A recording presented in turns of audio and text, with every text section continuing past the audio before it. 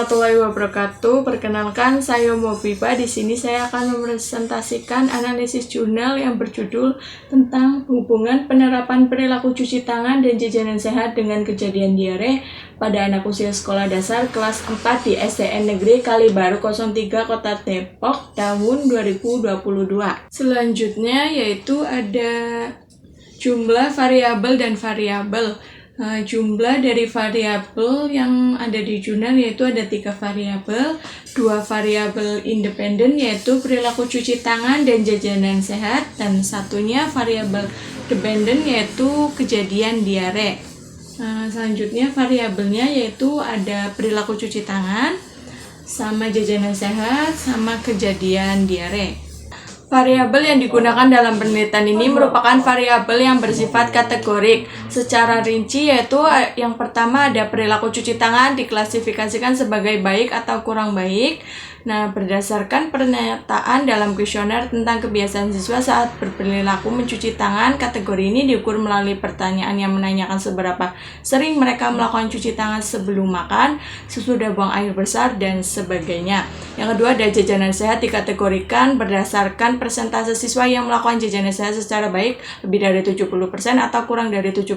Hal ini diasumsikan dari preferensi dan kebiasaan siswa dalam memilih makanan dan jajanan yang dikonsumsi apakah mengikuti standar kesehatan atau tidak. Dan yang ketiga kejadian ada atau tidak yang sederhana dan langsung diukur berdasarkan pengakuan siswa ketika mereka mengalami atau tidak mengalami diare selama periode tertentu. Penggunaan variabel kategorik ini memungkinkan peneliti melakukan analisis statistik yang sesuai seperti uji square yang cocok untuk data dengan kategori nominal dan ordinal. Pendekatan ini memudahkan dalam mengidentifikasi hubungan sebab akibat meskipun sifatnya hanya korelasional.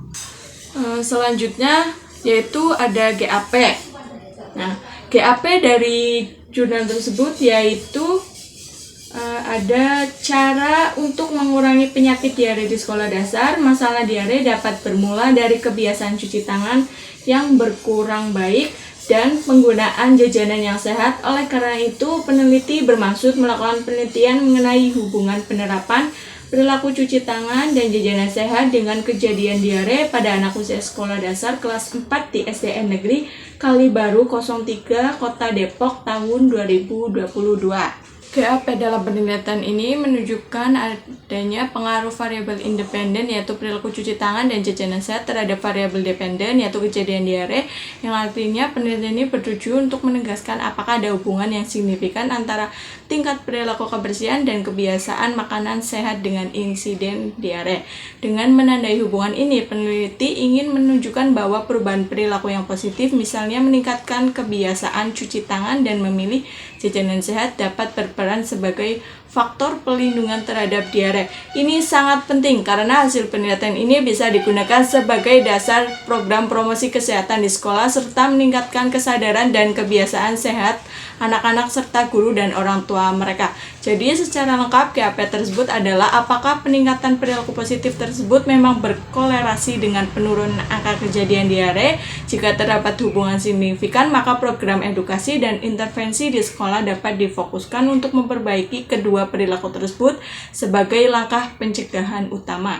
Slide selanjutnya yaitu ada desain penelitian. Desain penelitian yang terdapat di jurnal yaitu ada kuantitatif dengan pendekatan cross-seksional atau deskriptif korelasi. Dalam studi ini digunakan desain penelitian kuantitatif dengan pendekatan cross-seksional. Desain ini memungkinkan peneliti untuk mengumpulkan data dari seluruh populasi atau sampel dalam satu waktu tertentu untuk melihat hubungan antar variabel. Kelebihan dari desain ini adalah efisien waktu dan biaya serta kemampuannya dalam menampilkan gambaran nyata situasi saat ini. Hari ini sangat cocok untuk menentukan hubungan statistik antara variabel perilaku dan kejadian diare yang berlangsung pada waktu pengumpulan data. Namun, desain ini juga memiliki keterbatasan, yaitu tidak memungkinkan peneliti untuk menyimpulkan hubungan sebab akibat secara definitif karena data dikumpulkan dalam waktu bersamaan dan tidak ada pengamatan terhadap perubahan variabel dari waktu ke waktu. Dalam konteks ini, penelitian ini desain cross-seksional cocok karena fokusnya pada hubungan antara variabel-variabel tersebut pada anak-anak di sekolah tertentu dalam periode tertentu guna merancang program pencegahan yang tepat dan efektif. Selanjutnya yaitu ada alat peneliti. Nah, alat peneliti dari jurnal tersebut yaitu menggunakan kuesioner atau angket. Kuesioner ini terdiri dari serangkaian pernyataan yang dirancang untuk mengukur perilaku cuci tangan, kebiasaan konsumsi jajanan sehat, dan kejadian diare yang dialami siswa. Penggunaan kuesioner ini metode yang umum dan praktis dalam penelitian kuantitatif karena memungkinkan pengumpulan data dari sejumlah besar responden dalam waktu relatif singkat. Selain itu, kuesioner dapat dipakai untuk mengukur variabel yang bersifat subjektif dan bersifat kebiasaan seperti perilaku dan kebiasaan makan. Dalam pengembangan kuesioner, peneliti harus memastikan bahwa pertanyaan merujuk pada aspek-aspek penting dari variabel dan mudah dipahami oleh responden. Dalam hal ini, anak-anak sekolah dasar yang mungkin memiliki tingkat pemahaman berbeda-beda. Selain itu, alat ini disusun sedemikian rupa sehingga data yang diperoleh bisa dengan mudah dianalisis menggunakan statistik chi-square dan hasilnya valid serta reliable. Selanjutnya yaitu ada sampel dan besar sampel. Sampel dari jurnal tersebut yaitu seluruh siswa kelas 4 SDN Kalibaru 03 Kota Depok.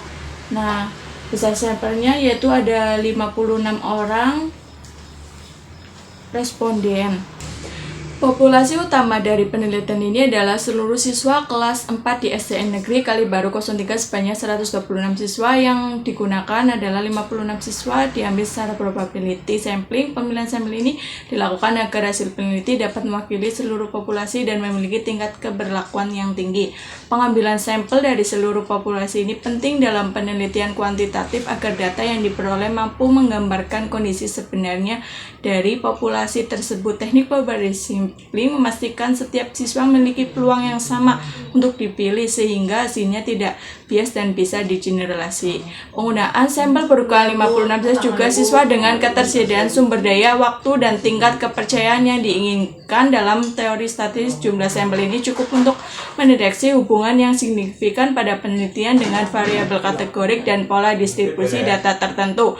Jumlah sampel yang diambil adalah sebanyak 56 siswa. Keputusan ini didasarkan pada teknik probability sampling dan pengertian bahwa sampel ini cukup representatif untuk tingkat kepercayaan yang diinginkan dan kekuatan analisis statistik yang akan dilakukan. Jumlah ini diambil dari seluruh populasi dan dianggap cukup untuk melakukan analisis bivariat seperti uji chi-square dengan tingkat signifikan dan kekuatan statistik tertentu.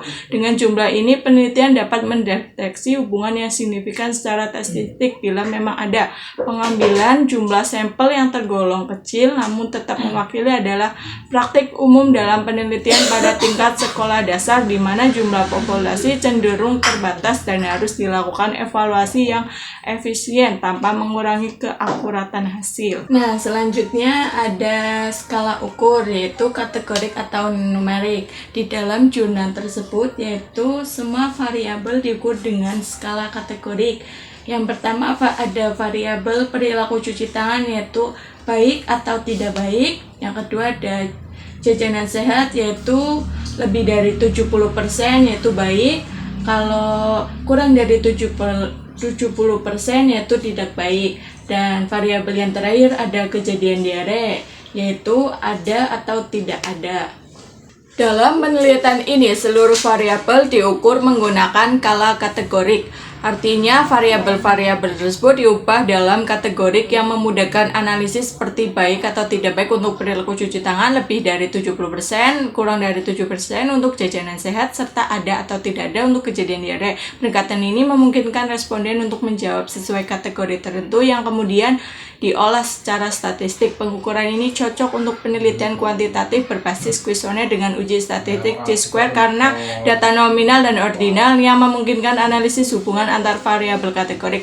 Skala ini memudahkan peneliti dalam proses mengelompokkan data dan menganalisis apakah ada hubungan yang signifikan antara kategori variabel tersebut. Kemudian selanjutnya dan yang terakhir ada statistik univariat dan bivariat. Yang pertama univariat yaitu menggunakan frekuensi dan persentase, dan yang kedua ada bivariat yaitu menggunakan uji chi-square.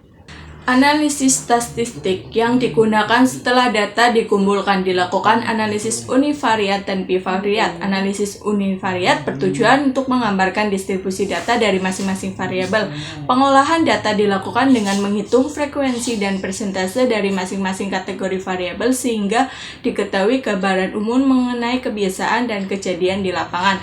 Analisis bivariat digunakan untuk menguji hubungan antara variabel independen dan variabel dependen. Dalam penelitian ini digunakan uji statistik chi-square yang cocok untuk data kategori hasil analisis. Memberikan p-value yang digunakan untuk menentukan signifikan hubungan. Jika p-value kurang dari 0,0 maka dianggap ada hubungan yang signifikan secara statistik antara variabel yang diuji. Kepentingan dan manfaat penelitian dengan melakukan analisis statistik ini diharapkan dapat diketahui secara pasti sebesar apa pengaruh cuci tangan dan konsumsi jajanan sehat terhadap kemungkinan terjadinya diare pada anak-anak. Hasil dari penelitian ini dapat menjadi landasan bagi pihak sekolah, orang tua, dan pemerintah daerah untuk mengembangkan program pendidikan kesehatan yang fokus dan efektif dalam meningkatkan kebiasaan izin dan komunikasi makanan yang aman. Sebaliknya, apabila ditemukan hubungan yang signifikan, maka langkah-langkah pencegahan yang tepat bisa segera diterapkan untuk mengurangi angka kejadian diare di lingkungan sekolah dan masyarakat sekitar.